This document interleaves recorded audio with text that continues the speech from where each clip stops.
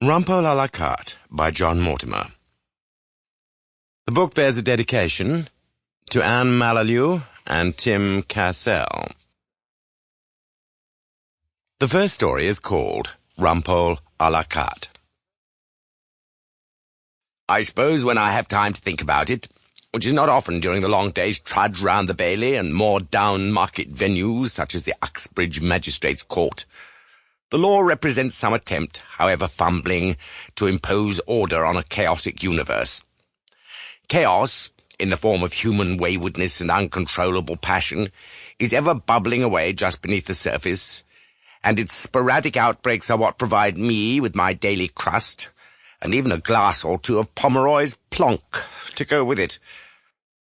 I've often noticed in the accounts of the many crimes with which I have been concerned that some small sign of disorder, an unusual number of milk bottles on a doorstep, a car parked on a double yellow line by a normally law-abiding citizen, even in the Penge bungalow murders, someone else's Macintosh taken from an office peg, has been the first indication of anarchy taking over.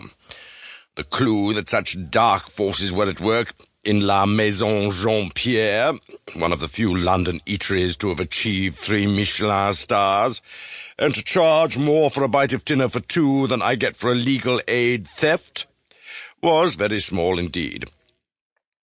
Now, my wife Hilda is a good plain cook. In saying that, I'm not referring to she who must be obeyed's moral values, or passing any judgment on her personal appearance. What I can tell you is that she cooks without flights of fancy.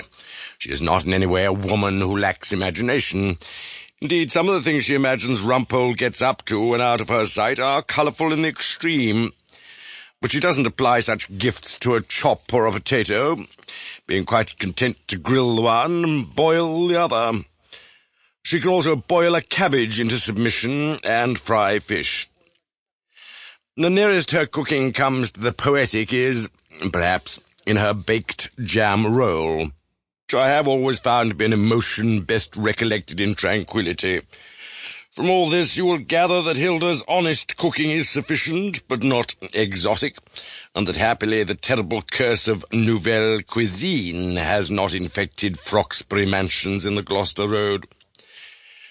So, it is not often that I am confronted with the sort of fare photographed in the Sunday supplements. I scarcely ever sit down to an octagonal plate on which a sliver of monkfish is arranged. Sample complete. Ready to continue?